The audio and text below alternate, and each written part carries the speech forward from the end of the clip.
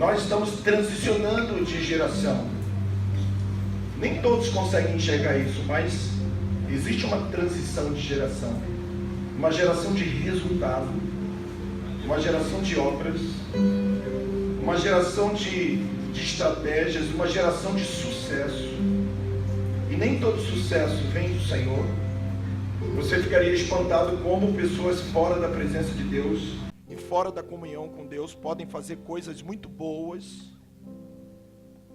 E o exemplo disso é Caim no capítulo 4, que faz um monte de coisa, e o versículo 16 diz que ele estava fora da presença de Deus. Mas o Senhor está voltando os olhos para sua esposa, para conhecê-la uma vez mais. E a minha impressão, e não só a minha, mas de muitos homens de Deus, é que parece que essa é a última vez. Nós estamos na chamada da última hora. É um conhecimento da misericórdia. Você lembra da mensagem lá dos trabalhadores na vinha? 3 horas, 6 horas, 9 horas, e se você segue a lógica, 12. E aí já vem a certa conta, mas tem um chamado às 11. Esse chamado é um chamado extra, é um chamado da misericórdia. E nós estamos atendendo a esse chamado. Aleluia! E esse chamado é um chamado para relacionamento. Muito discurso bonitinho, muita coisinha, tem que estar ligado. Fique atento. O Senhor está chamando a igreja para relacionamento. Ah, mas nós temos que ganhar o mundo todo para Jesus. Fique tranquilo. Fique tranquilo. Deus não colocou essa carga em cima dos teus ombros, não. Ele ainda está cuidando disso. Então nós vamos fazer o que precisamos fazer, ministrar o que precisamos ministrar, mas não vamos perder o relacionamento. O nome do Senhor precisa ser invocado. Amém, amados? O nome do Senhor Jesus precisa ser exaltado, glorificado. O nome que nós mais vamos falar nas nossas reuniões e mais temos que falar: Cristo, Yeshua, o Senhor. Amém, irmãos? Uma reunião que fala mais de vitória do que do Cristo não é uma reunião de reino, não é uma reunião de filhos de Deus. Filhos de Deus, quando se reúnem, falam do Pai. Filhos de Deus, quando se reúnem, falam de Jesus, do Salvador, do Senhor, do Rei, do Cordeiro, do Leão. Filhos de Deus não falam das coisas que eles podem dar. Filhos de Deus falam da pessoa de Jesus. Amém, amados? Então, exalte ao Senhor aí, amados. Glória a Deus. Eu quero te incentivar a isso, exaltar o Senhor. Aí alguém olha pra gente e fala assim: ah, mas você é preguiçoso, né, cara? Você não quer fazer nada. A Bíblia diz que nós vamos... Não, calma, querido, fica tranquilo. Geralmente pessoas que se relacionam com Jesus fazem muito mais do que aqueles que dizem que tem que fazer e não fazem. Porque o relacionamento vai te fazer levar a fazer coisas. E vai ser natural. Você não vai sair e dizer: hoje é dia de evangelismo. Não, você vai andar e à medida que você vai evangelizando. Você não vai dizer: hoje é o dia da cura. Não, Deus vai te levar, de repente um doente está na frente, você ora e ele é curado. Porque indo, as coisas vão acontecendo. Nós estamos saindo, irmãos, dessa igreja que marca dia para Deus curar. Terça-feira, o dia da cura.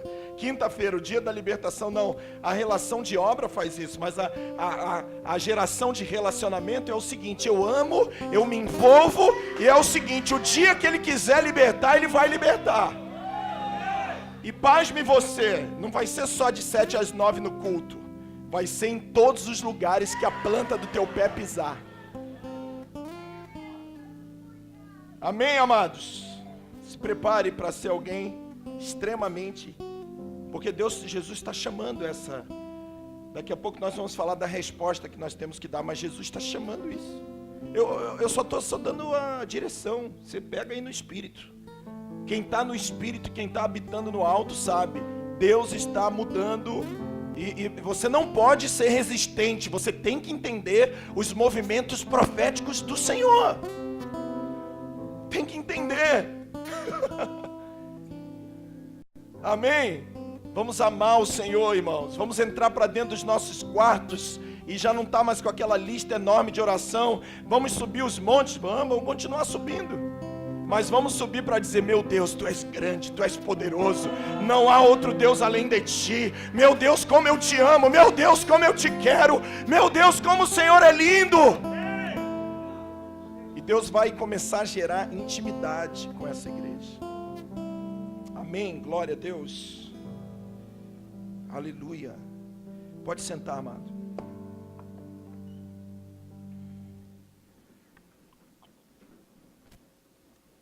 Amém. Vamos abrir a Bíblia em 2 Crônicas, capítulo 7. Nós vamos ler o versículo 1 ao 8. Quando Salomão acabou de orar, desceu fogo do céu e consumiu o holocausto e os sacrifícios, e a glória do Senhor encheu o templo. Os sacerdotes não podiam entrar no templo do Senhor, porque a glória do Senhor tinha enchido o seu templo. Todos os filhos de Israel, vendo descer fogo e a glória do Senhor sobre o templo, ajoelharam-se e com o rosto em terra, sobre o pavimento, adoraram e louvaram ao Senhor, dizendo: Ele é bom e o seu amor dura para sempre. Então o rei e todo o povo ofereceram sacrifícios perante o Senhor. E o rei Salomão ofereceu em sacrifício 22.000 bois, 120.000 ovelhas. Assim o rei e todo o povo dedicaram o templo de Deus. Os sacerdotes estavam em pé nos seus postos, como também os levitas, com os instrumentos de música que o rei Davi tinha feito para louvar ao Senhor, que eram usados quando ele rendia graças ao Senhor, dizendo: o seu amor dura para sempre. Os sacerdotes que tocavam as trombetas estavam diante deles, e todo Israel estava em pé. Salomão consagrou o meio do átrio, que estava diante do templo do Senhor, e ali ofereceu os holocaustos e a gordura das ofertas pacíficas, porque no altar de bronze que Salomão tinha feito, não podiam receber os holocaustos, as ofertas de manjares e a gordura. Assim, naquele tempo, celebrou Salomão a festa por 7 dias, e todo Israel com ele, uma grande congregação, desde a entrada de Amate até o rio do Egito. No 8º dia celebraram uma assembleia solene, pois por 7 dias haviam celebrado a consagração no altar e 7 da festa. Amém. Irmãos, nós estamos falando sobre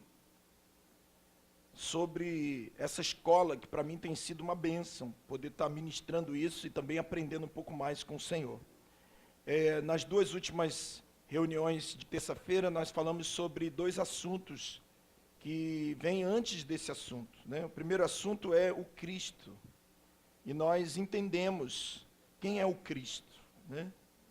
Quem é esse Cristo, esse novo homem, composto de cabeça e corpo. Esse Cristo que Efésios diz que a igreja é o complemento desse que enche todas as coisas. Eu estava conversando com uma pessoa hoje, com o meu irmão Edson lá em casa, e a esposa Dayana, e a gente estava falando sobre isso, né? Na mesa lá, dizendo: você sabia que Deus não tem nenhuma promessa para você, meu irmão, na Bíblia? Você sabia disso? Você sabia ou não? Aí você pensa: oh, meu Deus, caramba, o que eu faço com aquelas músicas assim que fala assim: quem tem promessa de Deus? Não. Deus não tem nada prometido a nosso respeito, individualmente falando, mas tem prometido a Cristo. Alguém diz assim: mas a Bíblia diz, nós somos mais do que vencedores, mas a Bíblia diz, em Cristo, nós somos mais do que vencedor. Ah, mas alguém pode dizer: mas a Bíblia diz que eu posso todas as coisas, mas aonde? Naquele que me fortalece.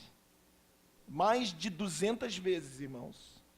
Paulo escreveu 13 epístolas, e mais de 200 vezes ele usa a expressão em Cristo, ou naquele.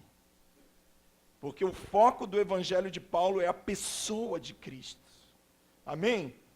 E nós falamos da fenda da rocha. Ele é a própria rocha fendida na cruz. E através daquelas fendas nós podemos ser chupados. Nós podemos mergulhar dentro dele. E a partir daí a gente consegue ver a glória de Deus. Né? João diz, e vimos a sua glória, a glória do unigênito do Pai. Jesus disse para Filipe, Filipe, mostra-nos o Pai. Jesus, mostra-nos o Pai. Ele disse, quem me vê, vê o Pai. Jesus é a glória de Deus, aleluia. Então não há como ver a glória de Deus, não há como experimentar a glória de Deus sem que a gente mergulhe nesse Cristo. Amém, amados? Então só isso aí já seria suficiente para a gente entender tudo que é conversa, tudo que é doutrina de demônios, que são espalhadas por aí, dizendo que nós vamos conseguir, não. Só há uma esperança para nós, mergulhar em Cristo. E nele sim, nós vamos ter tudo o que você pode imaginar. As coisas que o olho não viu e o ouvido não ouviu, é o que tem reservado para cada um de nós. Mas em Cristo. Amém, irmãos? Então nós precisamos mergulhar em Cristo. E o que o inimigo tem feito hoje? Deixa a mulher lá separada, deixa a esposa, deixa a igreja separada. Não vamos falar da pessoa de Cristo, vamos falar do sucesso da mulher, da igreja. Então nós temos que ser cabeça e não cauda, nós temos que ser vitoriosos, nós temos que ter dinheiro, nós temos que ter tudo do bom e do melhor, afinal de contas nós somos povo de Deus. Mas você entende a estratégia? Se eu não digo que você e eu precisamos mergulhar em Cristo, não há nenhuma esperança para nós. Então você vai ver que ao longo da Bíblia, nós vamos trocar de nome. E a gente falou muito isso na primeira semana. Nós vamos deixar o nosso próprio nome, a nossa própria carreira individual. E isso é revelador demais. E isso, de fato, só entende quem anda no Espírito, porque são coisas espirituais que, na carne, nós não podemos discernir isso. Aliás, na carne, nós ficamos irritados. Como é que esse homem diz que eu não tenho nada a ganhar, mas sozinho você não tem nada, e eu não tenho nada.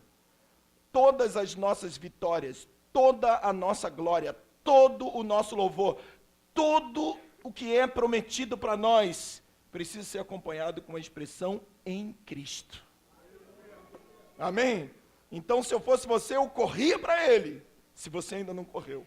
Porque nele sim, nele nós podemos todas as coisas. Então, por isso que essa dualidade entre Caim e o Sete, e depois o Enos, né? Um decide fazer a obra separadamente.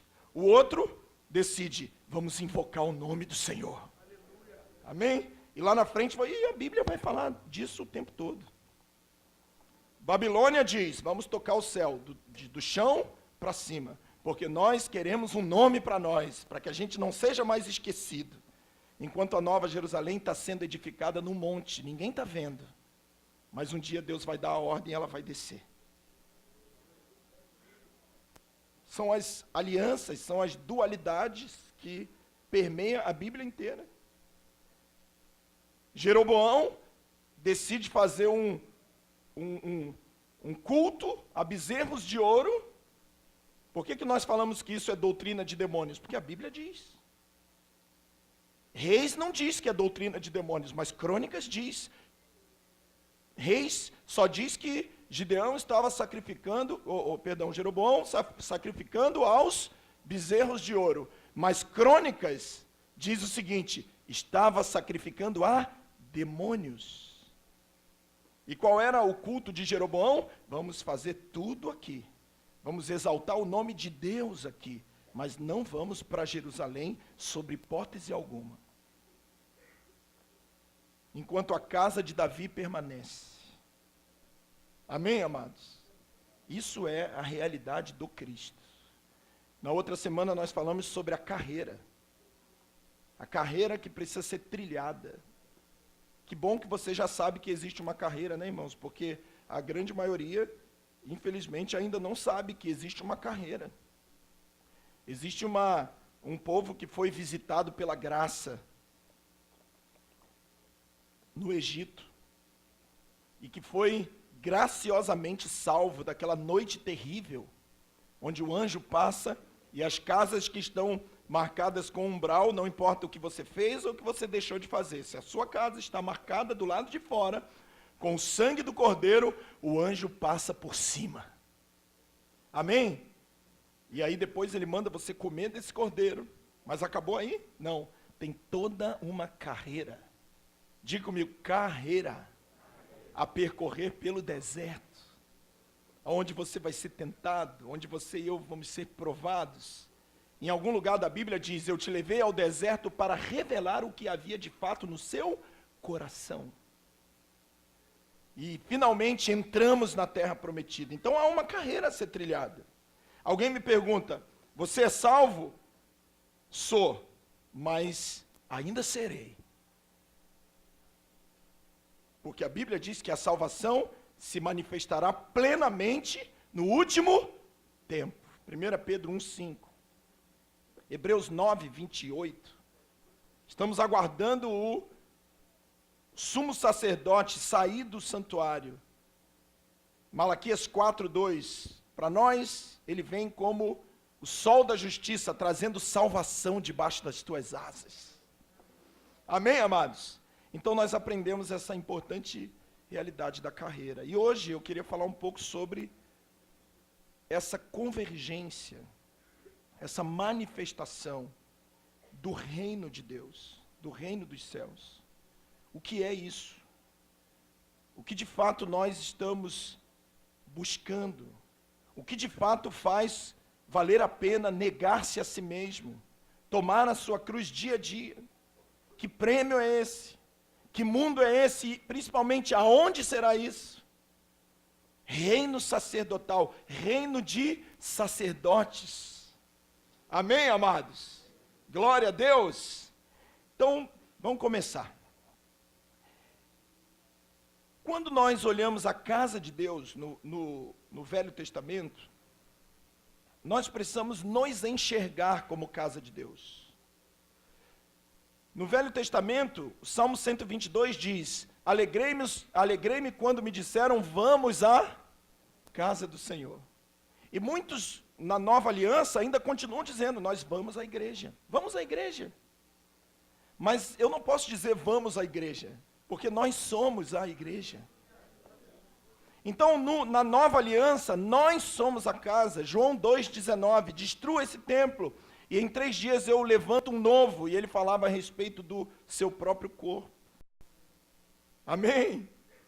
Essa é a casa do Pai. 1 Pedro 2, 4, 5, chegando a Ele, viu de novo? Chegando a Ele. A Ele quem? A Cristo. A pedra viva.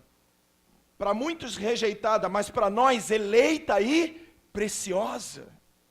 Você entende isso, irmãos? Como que o inimigo quer fazer com que Cristo seja mais um personagem? Não, mas para nós não vamos rejeitar o Cristo. Nós entendemos que esse Cristo, essa pedra é eleita e preciosa. Então, o apóstolo Pedro nos diz, chegue até Ele, porque vocês também são pedras vivas. Estão sendo juntadas, para que junto com Cristo sejam a casa de Deus, para sacerdócio do Senhor.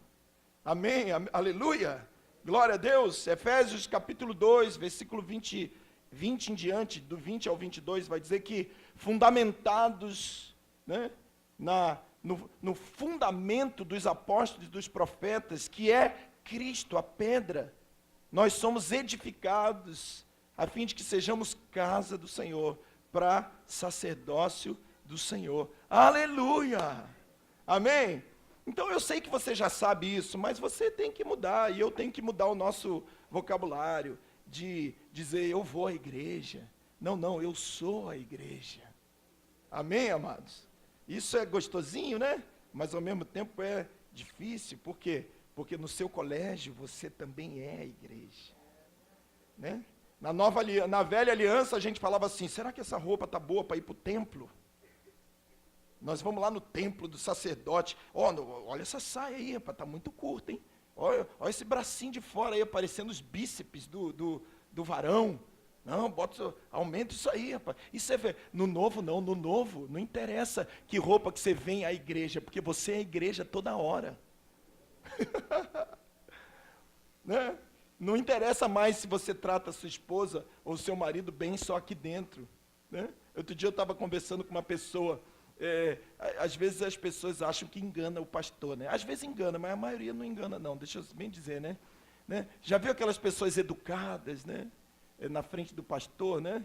Um dia eu peguei um camarada fazendo uma grosseria com o outro, mas ele não viu, eu estava atrás dele. Aí eu falei, rapaz, parece outra pessoa, né? Mas na frente, na igreja, nós, paz do Senhor, querido, eu posso sentar aqui, né? Você desculpa de estar respirando o mesmo ar, vou até tampar, para você não, né? É um amor tremendo, mas e fora, irmãos? Como que nós somos fora? Eu tenho uma notícia para você, o olho do Senhor está vendo você e eu em todos os lugares. É bom que você saiba disso. Você pode continuar fazendo o que você quiser, mas você tem que saber que Deus está te vendo. Amém?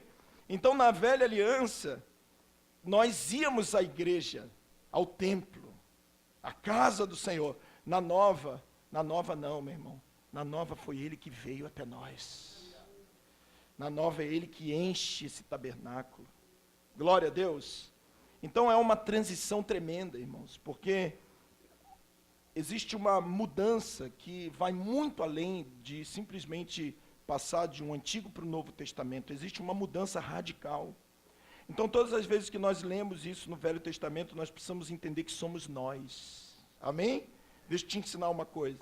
Quando você lê lá Êxodo, e você vai ver Moisés pedindo oferta para o tabernáculo, você não pode traduzir, ou Davi pedindo oferta para fazer o templo, você e eu não podemos traduzir como um momento de oferta aqui para o templo, não. Nós precisamos entender, irmãos, que esse templo, a melhor oferta que você precisa dar é para a edificação da casa de Deus, e essa casa é você, e essa casa sou eu, e essa casa somos nós. Então, o nível da nova aliança é muito maior. O nível da nova aliança, irmãos, já não é só terra, é céu e terra. Amém? Deixa eu te mostrar uma coisa para você achar bem legal. Abre em Gênesis. Estava programado aqui não, mas lembrei.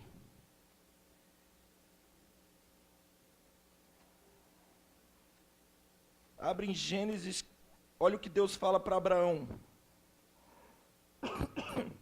Gênesis 13, 17.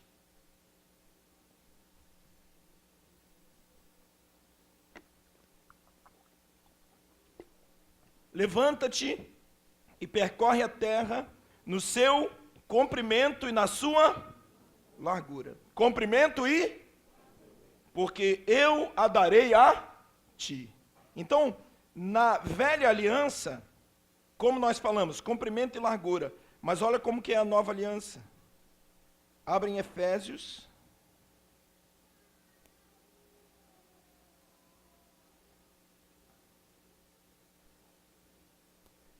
Capítulo 3.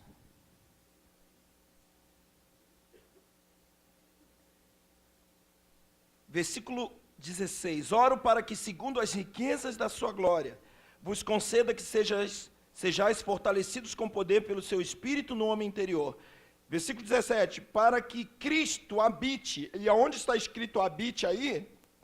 Você e eu precisamos ler o seguinte: fixar residência totalmente. Amém? Porque alguém pode dizer, Jesus habita em mim, mas será que é em todo tempo? O que Paulo está nos ensinando é, eu oro para que Cristo habite em você, em nós, totalmente. E não só habite, mas fixe residência. Amém? Glória a Deus. No vosso coração, e oro para que estejais arraigados e fundados em amor. Na primeira aliança, Abraão, levante teus olhos, vou te mostrar o comprimento e a largura da terra. Na segunda aliança, na última aliança, para que possais perfeitamente compreender com todos os santos qual seja a largura e o comprimento. Amém? Mas aí aumenta a altura e a profundidade. Então o que a gente aprende aqui, irmãos? É que Deus começa a trazer o céu para a terra. Deus começa a trazer o céu para a terra. Você sabe que quando Deus chamou Abraão e prometeu a terra, ele não falou da Nova Jerusalém, ele não falou da cidade celestial, ele simplesmente disse, levanta e percorre, e toda essa terra eu vou te dar. Amém ou não? Mas Hebreus capítulo 11, a partir do versículo 8, diz assim, Abraão pela fé, recebeu a promessa da terra, mas no meio do caminho, o que ele viu? A cidade santa. E ele disse, vou habitar em tendas, com Isaac e Jacó, porque a minha terra, de fato, não é essa, é aquela. Mas Deus não disse isso para Abraão de cara, isso foi um crescimento. Amém? Não tem problema se você começou terreno, se nós começamos terreno. O que importa é que nós estamos subindo, glória a Deus. E se você não está subindo, aí sim, você deve se preocupar. Mas se você está começando, é terreno mesmo. Mas se você já tem um tempinho, você precisa começar a subir, querido. Crescer. É isso que Paulo diz, eu oro para que vocês possam compreender a largura e o comprimento, a altura e a profundidade. Do que Paulo está falando? Não só das coisas terrenas, mas das coisas celestiais invadindo a terra. Amém? Então, quando nós lemos esse texto de 2 Crônicas 7, nós precisamos entender nós. Então, quando Salomão acabou de orar, desceu fogo do céu e consumiu o holocausto e o sacrifício, e a glória do Senhor encheu o templo. Então, a casa do Senhor, diga comigo, a casa do Senhor terminou de ser edificada, ficou pronta.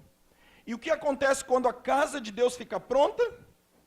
Deus pega essa casa e leva todo mundo para o céu? Não, Deus faz o céu descer para essa casa. Então a glória de Deus desce sobre a casa. O céu invade a terra, e quando o céu invade a terra, o homem, todos eles caem no chão. Eu estou louco para acontecer isso, irmão. Você entende, irmão? Você fica aí preocupado com as estratégias e tudo, fica tranquilo. Quando a glória vem, você tem que cair no chão, de cara. E deixar Ele fazer. Então, quando o Senhor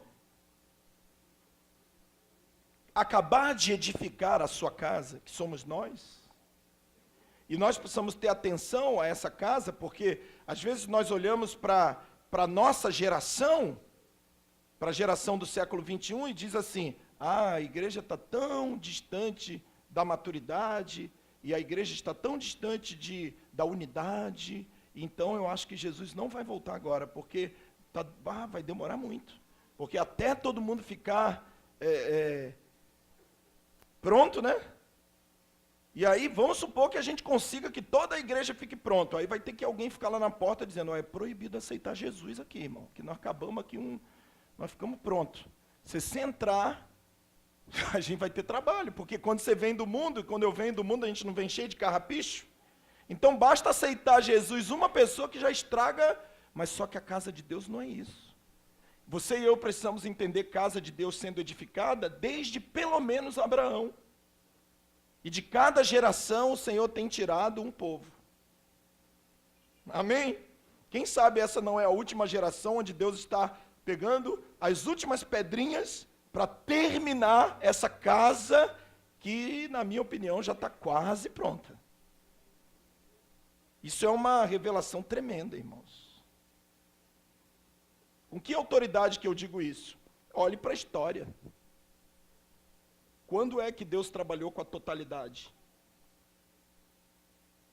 Nós ainda estamos achando que vai haver um grande avivamento e que todo mundo vai se converter e que nós vamos tomar os governos e que as instituições governamentais e sociais serão tudo de crente. Mas a Bíblia diz que nos últimos dias vai ser igual nos dias de Noé. A Bíblia diz que nos últimos dias os homens serão amantes de si mesmos e vão procurar mestres que falem aquilo que seus ouvidos estão coçando para ouvir. A Bíblia diz que o amor de muitos vai esfriar. O que a gente faz com esses versículos? É claro que o Senhor está avivando, mas como o Senhor está avivando, nós não sabemos. E se você quer uma opinião pessoal, eu diria que o Senhor está com a casa quase pronta.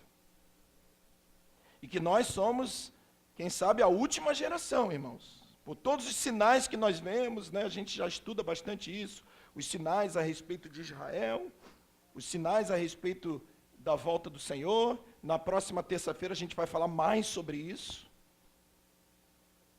E você vai ficar espantado para entender o quão próximo nós estamos. Mas nós entendemos que não é só a última geração, é uma colheita que vem acontecendo, olhe para mim, querido, há muito tempo.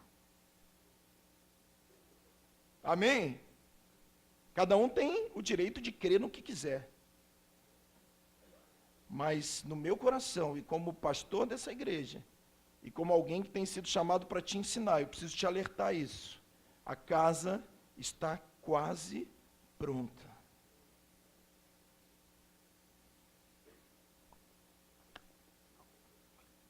Ah, mas eu olho para a igreja e vejo muita bagunça. Eu olho para as pessoas e vejo... Porque você está olhando a esposa só como a sua geração.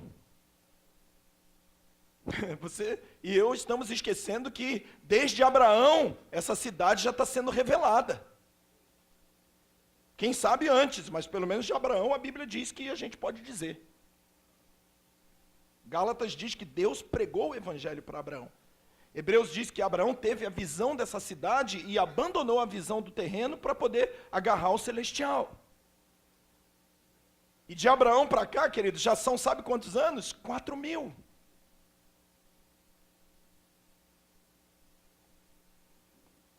Em 4.000 anos dá para colher muita coisa.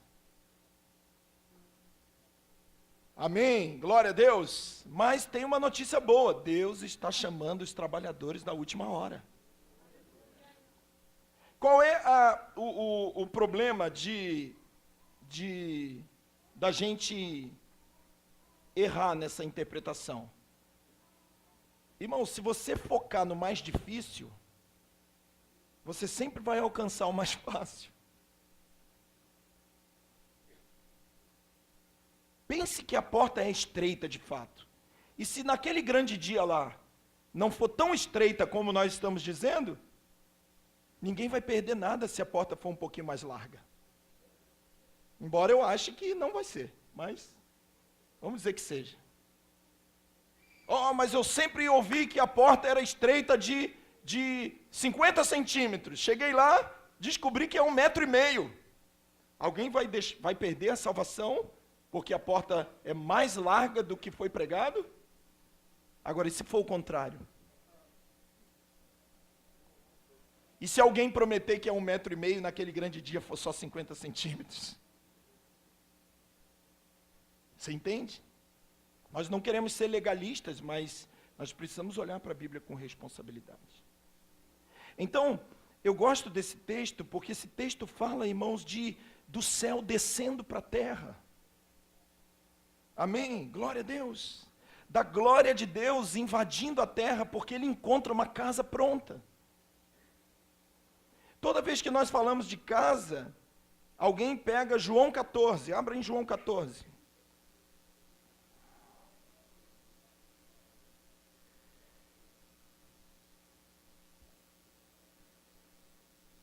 Esse texto é maravilhoso, mas como é mal interpretado. Não se turbe o vosso coração, credes em Deus, crede também em mim. Na casa do meu Pai há muitas moradas. Se não fosse assim, eu vos teria dito. Ponto. Vou preparar-vos lugar. Então Jesus, vamos ficar só até aqui. Jesus disse, eu vou preparar lugar. E de 10 crentes, 9, numa visão muito otimista, vão interpretar que Jesus foi para o céu preparar a nossa morada celestial, as nossas mansões celestiais. Irmãos, pregar contra isso é pior do que chamar a pessoa de feio. Se você chegar para a pessoa e falar, rapaz, você é feio, ele fala, tá, acha brincadeira. Mas quando você tira isso dele, a pessoa vira um bicho.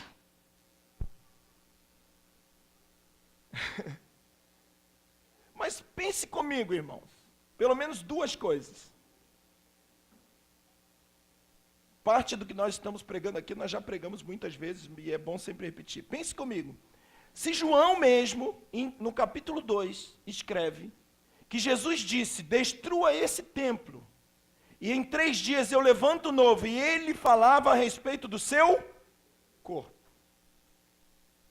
E se Pedro vai acrescentar essa revelação, que não é só ele, mas é outras pedras também que vêm se juntar a ele.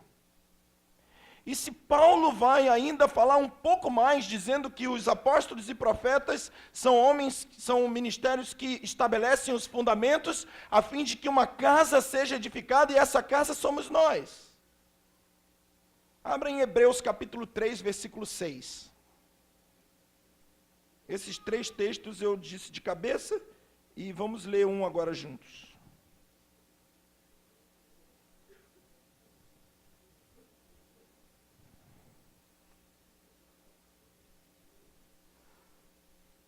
Versículo 5, Moisés, na verdade, foi fiel em toda a casa de Deus.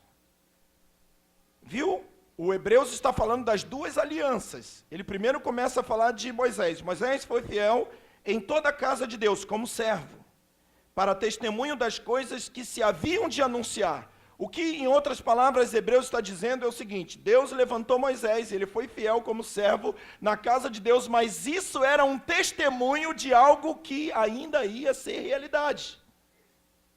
Paulo vai dizer que, em 1 Coríntios 10, que as coisas do passado são sombras. Colossenses vai dizer que são sombras. Quem está comigo, amém ou não? Então, quando nós vemos a glória de Deus, no capítulo 7 de 2 Crônicas, descendo sobre uma casa pronta, você precisa entender isso como sombra de algo que Deus quer revelar na frente. Aleluia! Se não, desculpe, irmão, a Bíblia é um livro de história para você. Se você não entende isso como revelação, se eu não entendo isso como revelação, me diga por que eu tenho que saber como que era a casa que Salomão fez há 3.000 anos atrás. Então, nós estamos falando só de história? Não. Há 3.000 anos, Deus colocou na terra uma sombra para nos revelar algo poderosíssimo que ia fazer sentido para nós, que estamos hoje na realidade. Amém? Se você e eu entendermos só isso, nós vamos entender a Bíblia de uma forma tão diferente, irmãos. Né? Tem gente que olha para a Bíblia e diz, vou pular isso aqui, não tem nada a ver com isso. Vou pular isso aqui, não tem nada a ver. Quando viu, pulou a Bíblia toda. Né? Aí fica procurando aqueles, eu quero aquele texto da vitória, gente, cadê? Mas eu acho lindo quando você e eu enxergamos que essa casa somos nós. Amém, irmãos? E nós podemos ver segredos na sombra que vão fazer sentido para a realidade. Amém? E olha o que diz o 6. Cristo, porém, como servo? Não. Como filho. Diga comigo, filho. Aleluia. Ele nos libertou do império das trevas e nos transportou para o reino do Filho do seu amor. Um povo que era escravo no Egito, agora é chamado de filho de Deus. Amém? Irmãos, isso é tão tremendo, que nós não podemos somente achar que a obra de Deus é nos libertar do Egito. Já já a gente vê isso. Cristo, porém, como filho, é fiel sobre a sua própria casa. E essa casa, o que está escrito aí, somos nós. Então você pode dizer com toda clareza, nós somos a casa de Deus. Amém, irmãos? Olha, não tem outra casa, a casa somos nós. Desculpa te decepcionar, mas esse prédio não é a casa de Deus. Essas pessoas são a casa de Deus.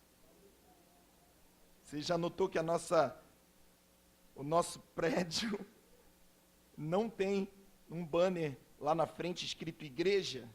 Isso é de propósito. É porque o prédio não é a igreja, mas as pessoas são a igreja. E daqui a pouco, quando todo mundo for embora e esse prédio ficar escuro, nós já não vamos mais poder chamar esse prédio de igreja. Porque nós somos a igreja do Senhor. Nós somos a casa do Senhor. Quantos creem nisso, irmãos? Então essa casa somos nós. Mas aí ele diz, se... Ai meu Deus, tem o se. Por que que esse camarada colocou esse se aqui? Estava tão bom se terminasse no somos nós. Mas aí ele diz, se, tão somente, diga comigo assim, conservarmos. O que você lembra quando você ouve a palavra conservar? Sabe o que eu lembro? Eu preciso reter o que eu tenho, para que ninguém tome a minha coroa. Eu preciso perseverar até o fim, para que eu possa ser salvo. Eu já recebi uma vez, mas agora eu não posso perder o que eu já recebi.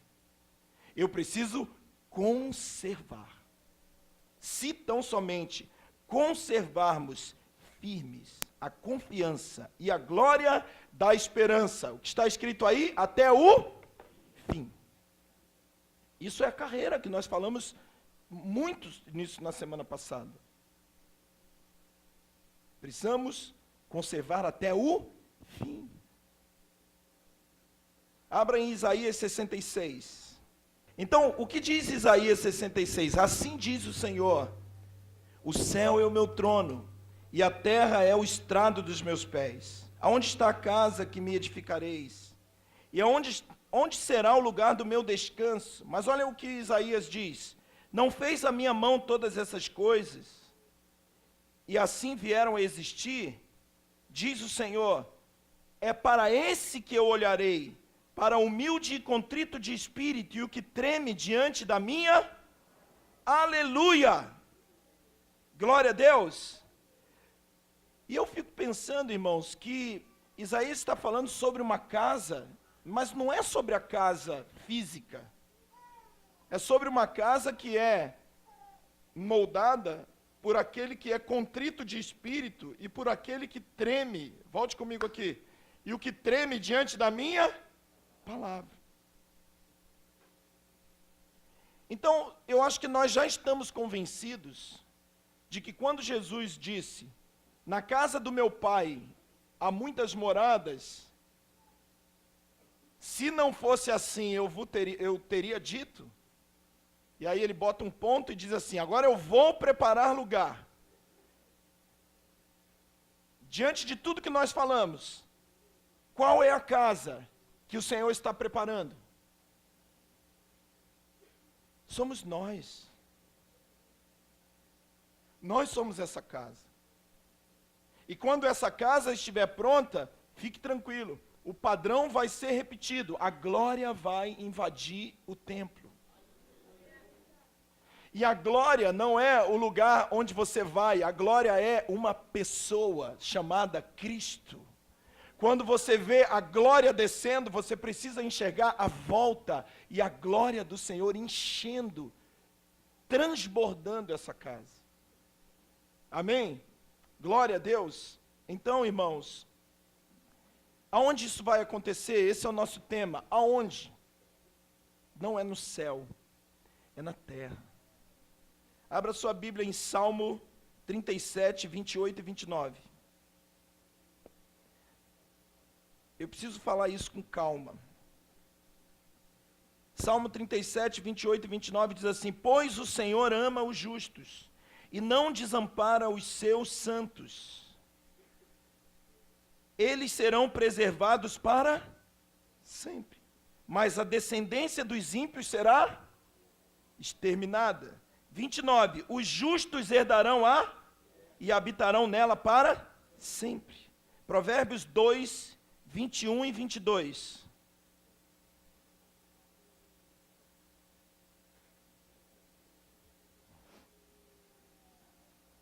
Porque os justos habitarão a terra, e os íntegros permanecerão nela. Os ímpios, porém, serão exterminados da terra, e os infiéis dela serão eliminados. Zacarias 14, 16.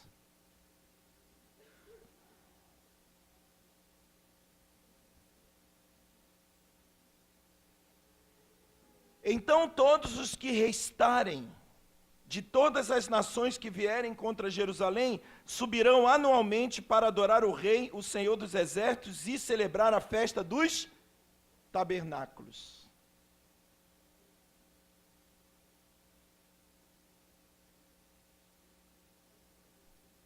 Eu estava dando aula ontem no seminário e alguém me fez a seguinte pergunta.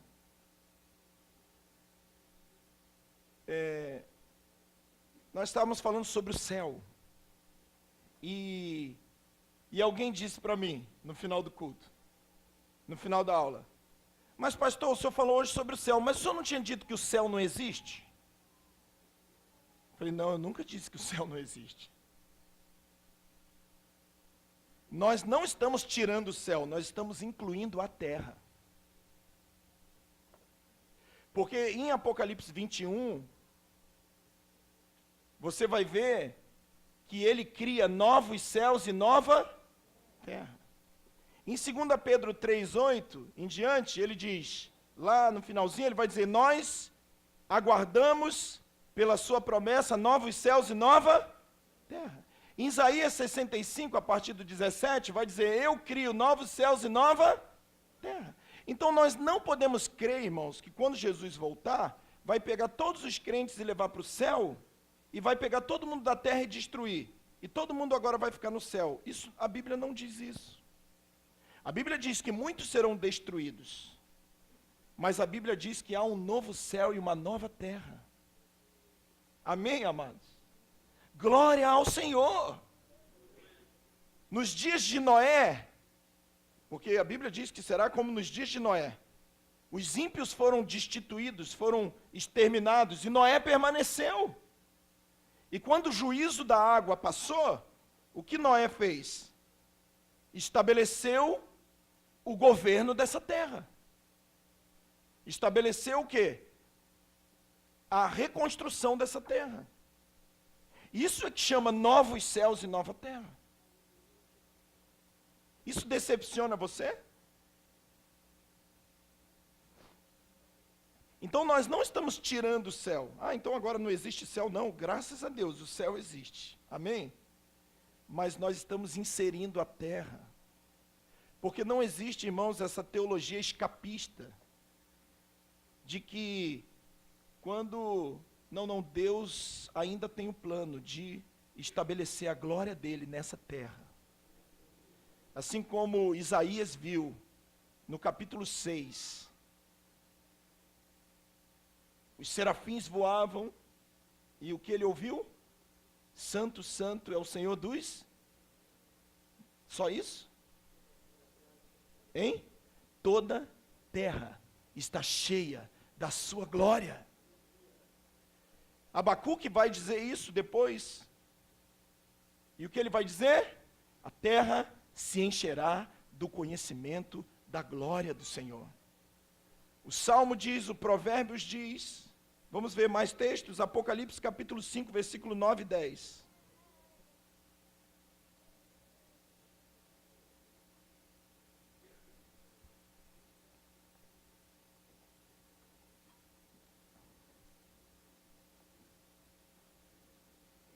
E cantavam um novo cântico, dizendo: digno és de tomar o livro e de abrir os seus selos, porque foste morto, e com o teu sangue compraste para Deus homens de todos os povos, línguas, tribo e nação. E para o nosso Deus os fizestes reino e reinarão sobre a terra. Apocalipse capítulo 11, versículo 15 a 18. O sétimo anjo tocou a sua trombeta e houve no céu grandes vozes que diziam: os reinos do mundo vieram a ser do nosso Senhor e do seu Cristo, e ele reinará para todo sempre. E os 24 anciãos que estavam assentados em seus tronos diante de Deus prostravam-se sobre os seus rostos e adoravam a Deus e dizendo: graças te damos, Senhor Deus Todo-Poderoso, que és e que eras. Embora existem algumas versões que tem aí que há de vir, mas pode riscar, não tem que há de vir. É que o tradutor ele imprimiu algo que não estava. Mas a versão original é que és e que eras. Por que não é mais que há de vir? Porque ele já veio.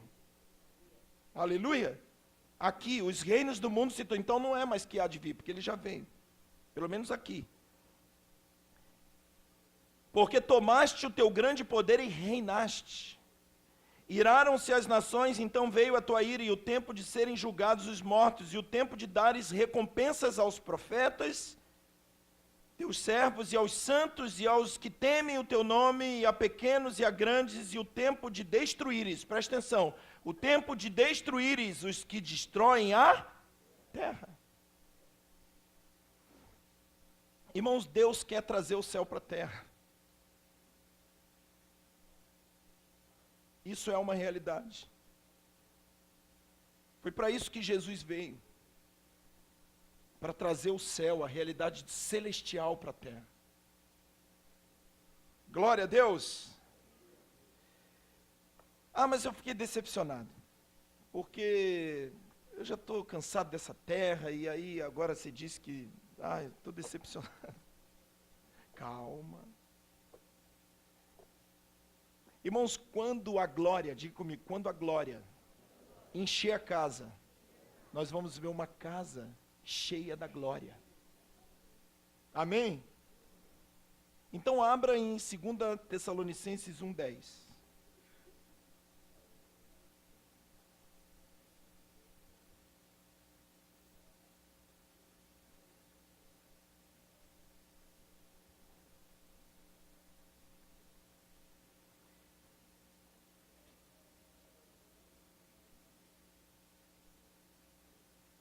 Irmãos, é importante, vamos ler a partir do 5. Olha que interessante.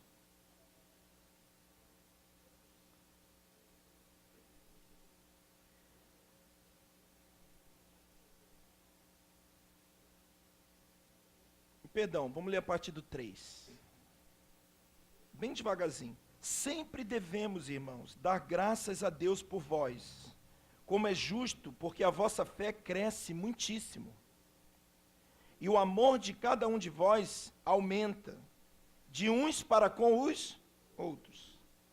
De maneira que nós mesmos nos gloriamos de vós nas igrejas, de Deus, por causa da vossa paciência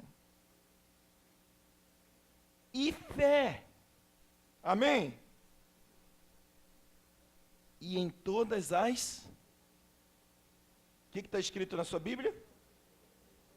Perseguições e aflições que suportais. Parêntese. A igreja moderna não entende isso. Porque disseram para a igreja moderna que não há mais perseguição e que não há mais aflições.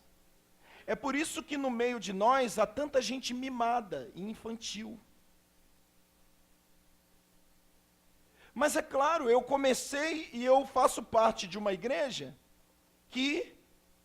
de um sistema que diz que eu tenho que ser feliz. E de que Jesus veio para a terra para me deixar feliz. Então, quando vem alguma perseguição, o que eu faço? Eu desanimo. Porque eu não fui ensinado a viver perseguições. Eu não fui ensinado a viver aflições. A igreja moderna não suporta perseguição e aflição. A igreja moderna diz, nós temos que ser rico. A igreja moderna diz, se você está doente, é o capeta que está em cima de você. A igreja moderna diz, você perdeu o emprego porque, né? Você deve estar em pecado, cara. As portas se fecharam, cara, vai ver tua vida porque você deve estar em pecado. Então, se gera, preste atenção, uma geração de crentes mimados. A igreja atual é, sem dúvida alguma, a igreja mais infantil que já pisou nessa terra.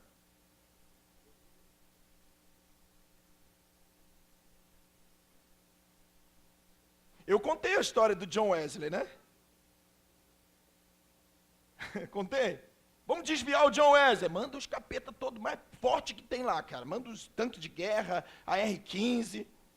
E o outro cara lá, Hudson Taylor. Não, tem que fazer um negócio, pega os piores. E o fulano de tal lá, não, manda um pedacinho de bolo. Manda, bota uma confusãozinha na igreja, eles desviam rápido. Mas por quê? Porque são infantis.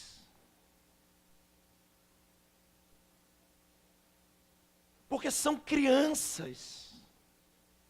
Porque ainda não entendemos o que Deus está falando em relação à maturidade. Desviamos por qualquer coisa.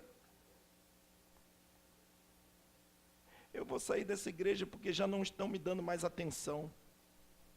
Você sabia que eu ouço esse tipo de coisa? Bem, sabe o que me dá vontade de fazer? Comprar um terreno do lado e abrir uma nova igreja, só para dar atenção para esse membro. E a gente continuar brincando de fazer coisa séria aqui. Porque a pessoa acha que a igreja foi estabelecida para dar atenção para ele. Já não é Cristo que é o centro, é Ele que é o centro. E às vezes nós caímos nessa besteira de dizer, temos que dar atenção. Irmãos, nós temos que dar atenção porque nós somos filhos e porque o Espírito Santo habita em nós. Mas quanto mais maduros nós entendemos que nós somos e nós experimentamos, menos a gente vai ter esse tipo de carência. Gostei, aleluia. Amém? Somos maduros, somos homens de Deus, mulheres de Deus, não é qualquer coisa que nos derruba, irmãos. Glória a Deus! Então nós precisamos urgentemente virar essa chave. Irmão, deixa eu te dar um conselho. Se qualquer coisinha te faz desviar, é porque você é uma criança. Se você é do tipo de gente que desvia por causa de qualquer coisinha, eu preciso te dizer, você é um bebê.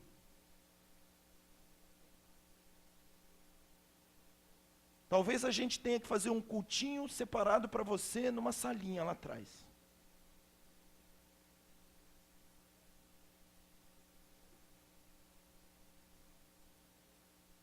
Porque homens de Deus, mulheres de Deus, reino de sacerdotes, não se desviam, não se aborrecem por qualquer coisa.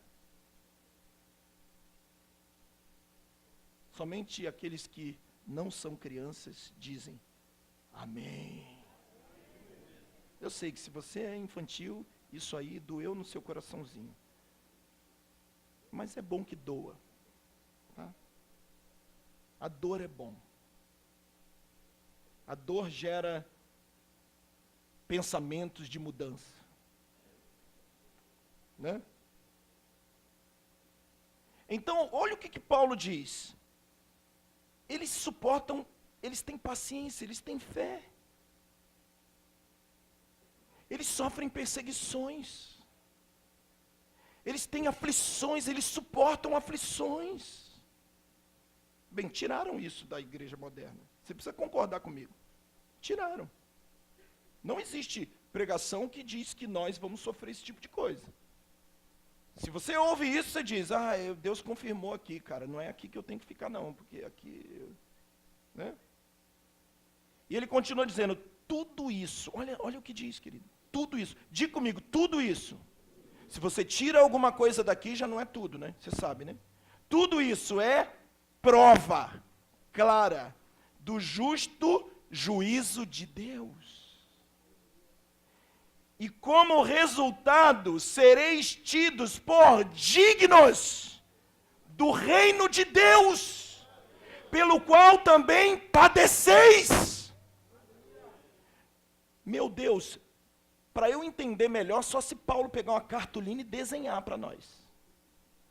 Porque você não precisa de grego, você não precisa de hebraico, você não precisa de nada. Você e eu só precisamos olhar para esse texto e dizer, os problemas, as dificuldades, as perseguições, as tribulações são prova do juízo de Deus, de que você é alguém digno de alcançar o reino de Deus.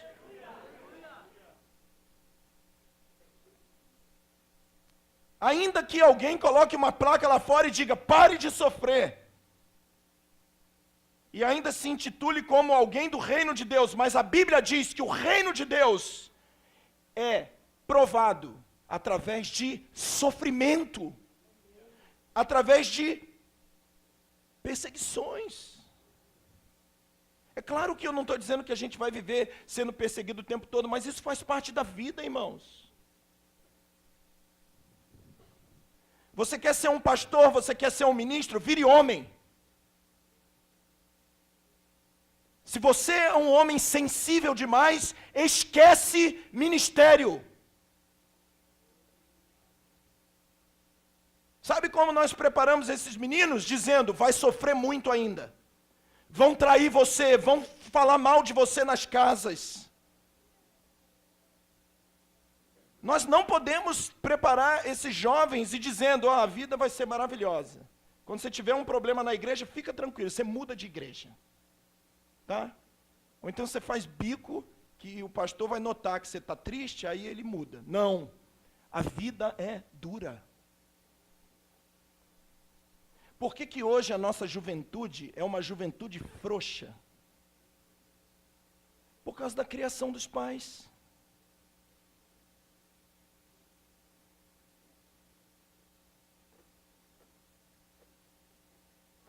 Quando eu era menino, eu brigava na rua. Chegava em casa.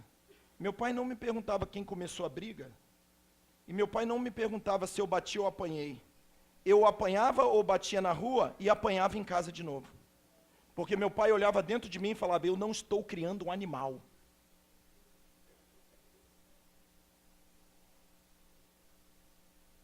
Quando eu tomava uma bronca no colégio, meu pai não ia para a professora e dizer, por que você brigou com meu filho? Meu pai dizia, a professora falou, eu não quero nem ouvir. Ela está certa e você está errado. Hoje, a mãe vai na diretora, põe a mãozinha na cadeira. Quem é você para falar com meu filho? Continua assim, você está criando um monstro. Continue assim. O dia que eu quiser alguém para dar uma palestra de como criar um monstro, eu vou chamar você.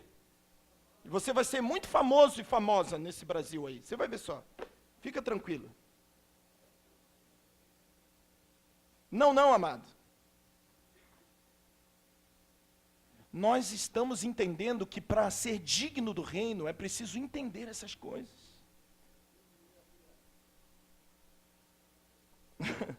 Eu sei que você fica chateado. Porque se eu falo isso sem mostrar na Bíblia, você fala, é a opinião do pastor, mas eu sei que dói. Quando você mostra o versículo e você olha, você fala, cara, eu estou com vontade de bem rasgar esse texto, essa página daqui. Não adianta ficar de biquinho. Você está de biquinho? Rasga a Bíblia.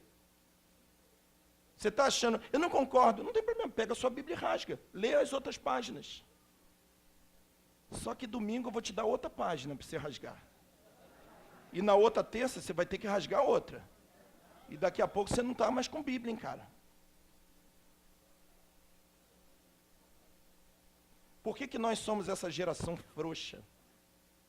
Por que nós somos essa geração de meninos? Por quê? Responde aí. Porque tiraram o sofrimento da igreja.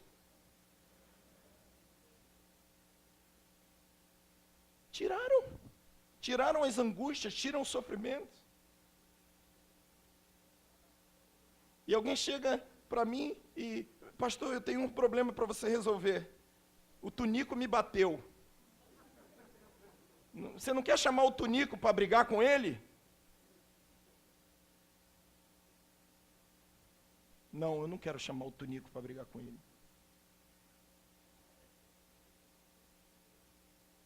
Hoje é o Tunico, amanhã é o Tinoco.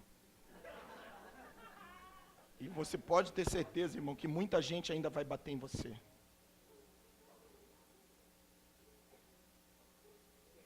Você fica decepcionado com isso, mas essa é a palavra de Deus. Versículo 6, Deus é justo e dará em paga tribulação aos que vos atribulam. A vós que sois atribulados, alívio, aleluia, conosco, quando do céu se manifestar o Senhor com os anjos do seu poder. Em chama de fogo, ele tomará a vingança dos que não conhecem a Deus e dos que não obedecem ao evangelho do nosso Senhor Jesus. Eles, por castigo, padecerão eterna perdição, banidos da face do Senhor e da glória do seu poder. Mas olha o que está reservado para você. Mas quando ele vier, para ser glorificado nos seus santos. E admirado em todos os que creram naquele dia, porque o nosso testemunho foi crido entre vós. Pelo que também rogamos sempre por vós, para que o nosso Deus vos faça dignos da sua vocação e com poder cumpra todo bom propósito e toda obra da fé. Rogamos para que o nome do nosso Senhor Jesus seja em vós glorificado. Nele, segundo a graça de nosso Deus e do Senhor Jesus Cristo. Você pode dar um aleluia aí, meu irmão, pelo amor de Deus. Quem é que você acha que prega, tirando o sofrimento da igreja? Deixa eu te dizer, doutrina de demônios.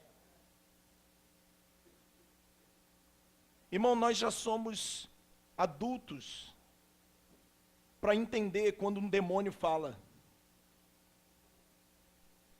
Nós já passamos da fase de achar que ele vai vir aqui para o púlpito de tridente na mão e capa.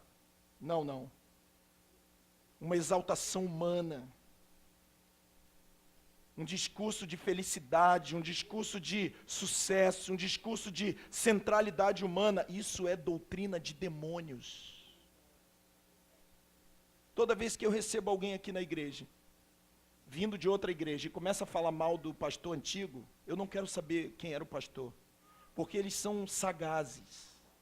O diabo é sagaz. Ele começa a falar mal e te elogiar. Me ouve aqui 2 pregações, mas você não me conhece ainda. Anda comigo, cara. Você não tem que me avaliar por 2 pregações. Meu Deus, que lindo. Achei a igreja. Quando você andar comigo, você vai ver que o negócio é bem mais difícil. Amém? Glória a Deus. Eu quero terminar agora. A glória vai descer sobre a casa. E a glória vai vir sobre nós. E esse corpo que você tem terrestre vai ser transformado num corpo de glória. E é isso que é a festa. Você reparou no 2 Crônicas 7 que tem uma festa que dura 7 dias? Você sabe qual é essa festa? Tabernáculos. E tabernáculos quer dizer pelo menos 2 coisas. A primeira coisa, Moisés faz um tabernáculo, porque eu vou habitar no meio do meu povo. Tabernáculo quer dizer, Deus está descendo para habitar no meio do povo. E tabernáculo também quer dizer uma coisa, uma lembrança de que nós hoje estamos vivendo numa realidade terrena, provisória. Ah, irmãos, eu queria tanto que você entendesse isso. Pastor, por que você mete o pau na teologia da prosperidade? Porque a teologia da prosperidade, esse negócio que saiu da boca do Satanás, exalta o tabernáculo terrestre. Exalta um tabernáculo que um dia não ficará de pé. Nós não estamos focando nesse tabernáculo, nós focamos no tabernáculo celestial. A nossa casa que vai revestir esse corpo mortal, e o mortal será revestido da imortalidade. Então a morte será tragada pela vitória. Não, Satanás, você não vai enganar os sacerdotes. Você engana as crianças, mas os sacerdotes você não engana. Nós bem sabemos o que o Evangelho tem para nós. Quando ele vier, será glorificado nos seus santos. Romanos 8:18.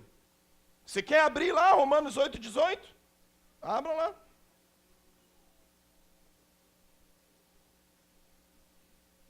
Vamos tirar o sofrimento da igreja, vamos fazer uma grande Disneylândia gospel,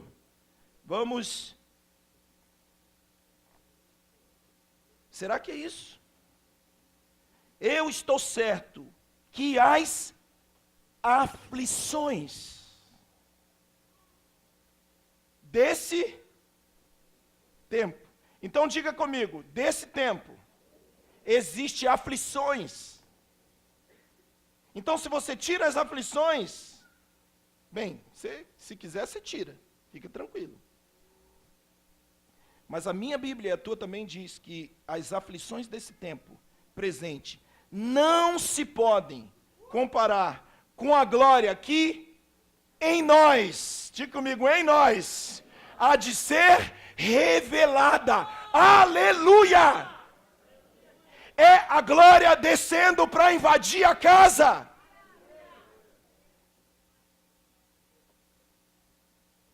Você agora entende, meu querido irmão, que quando você me procura aí com uma carinha assim de triste, injustiçado, pelas aflições da vida, pelos problemas da igreja, e eu olho para você e digo, desfaz essa cara, lava o rosto, e levanta e seja homem. Você entende que eu não estou sendo um homem insensível, eu estou ensinando a você o caminho para o reino. Você entende isso? Para que você não saia daí dizendo, que homem insensível, não está vendo a minha aflição. Eu quero ir para uma igreja onde as pessoas tenham mais amor. Onde as pessoas entendam. Não. Homens de reino, sacerdotes, são aqueles que vão olhar para você e vão dizer, levanta. Caiu, levanta. Te bateram, levanta. Feriram a tua face, dê a outra face, mas não perca o reino de Deus.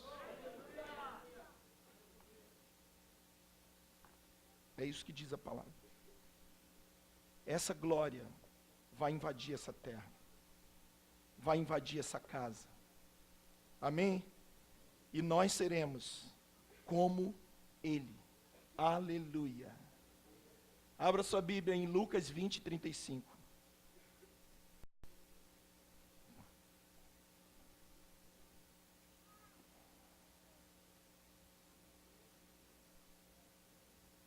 Os que, porém, forem considerados dignos de alcançar o mundo vindouro, o reino de Deus. Nós lemos isso agora em Tessalonicenses. Que através das aflições, através das dificuldades, através das perseguições, nós seremos considerados dignos. Então Lucas está dizendo isso. Palavras de Jesus. Os que forem considerados dignos de alcançar o mundo vindouro e a ressurreição dentre os mortos, não se casarão, nem serão dados em, e não podem mais morrer, pois são como os anjos, são filhos de Deus, sendo filhos da ressurreição. Aleluia! É isso que está reservado para você. 1 João capítulo 3, versículo 2.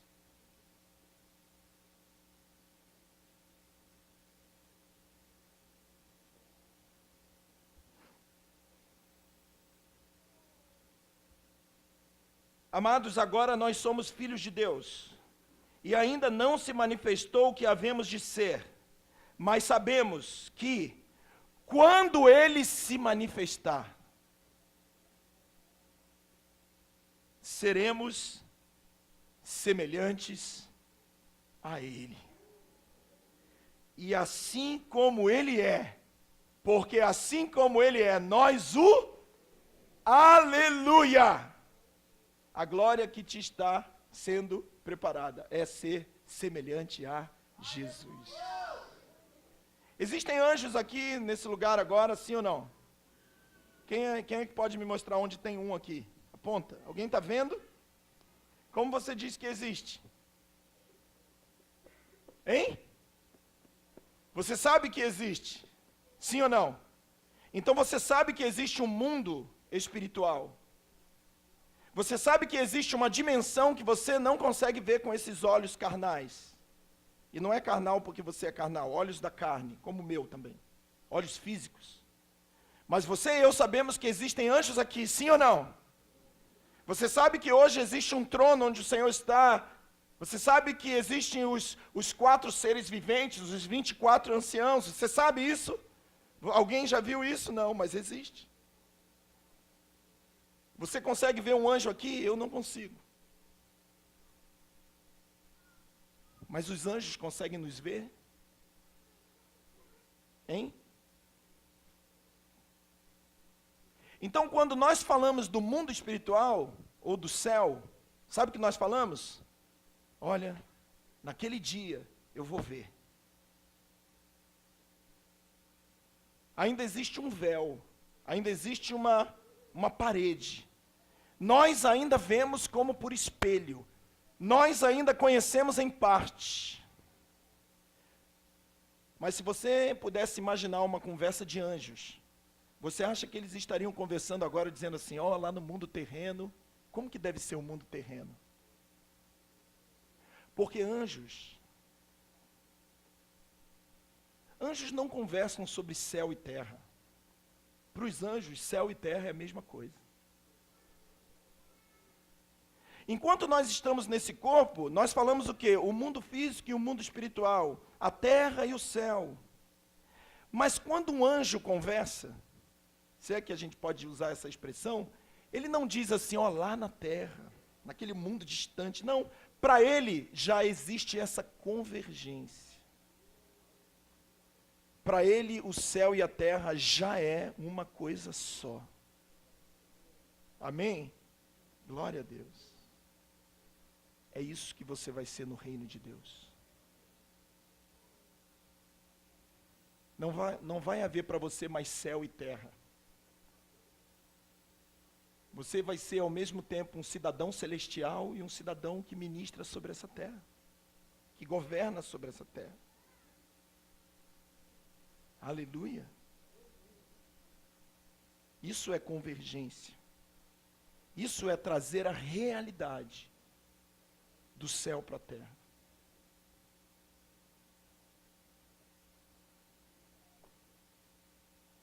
Como que nós alcançamos isso? Sendo semelhante a Ele. Posso te dar uma dicasinha aqui rápida? Vai para o livro de Zacarias agora.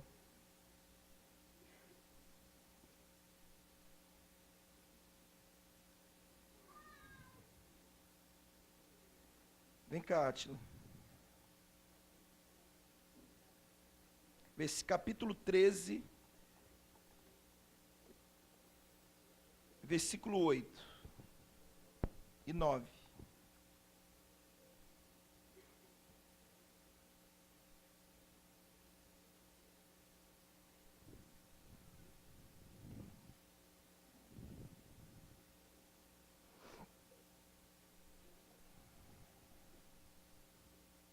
Todos acharam, amém ou não?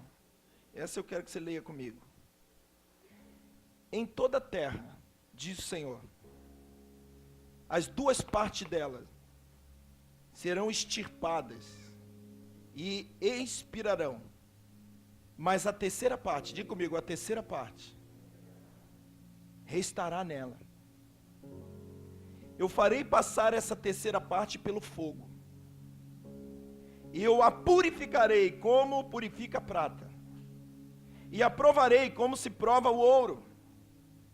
E ela invocará o meu nome. E eu a ouvirei. E direi, é meu povo. E ela dirá, o Senhor é meu Deus. Olha para mim. Quando você lembra de terça parte, quando você lê terça parte, do que você lembra?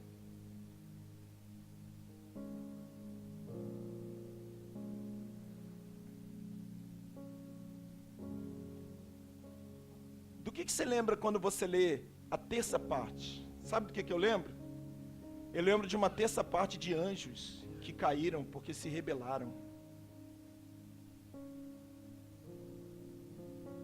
E o que eu estou vendo em Zacarias é dizendo, eu tenho a terça parte de homens que eu vou fazer passar pelo fogo.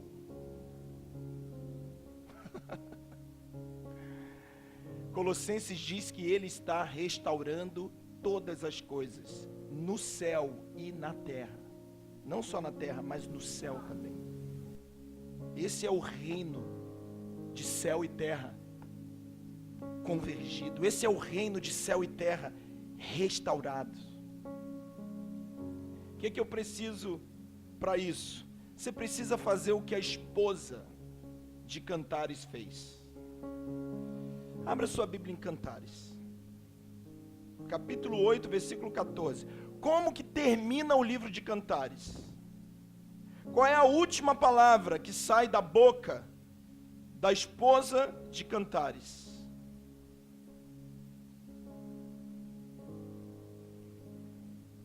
E assim também eu digo que nesses últimos dias é essa palavra que vai sair da boca da esposa do Senhor. Sabe qual é a última palavra da esposa, que é uma figura clara de nós? Você abriu já aí?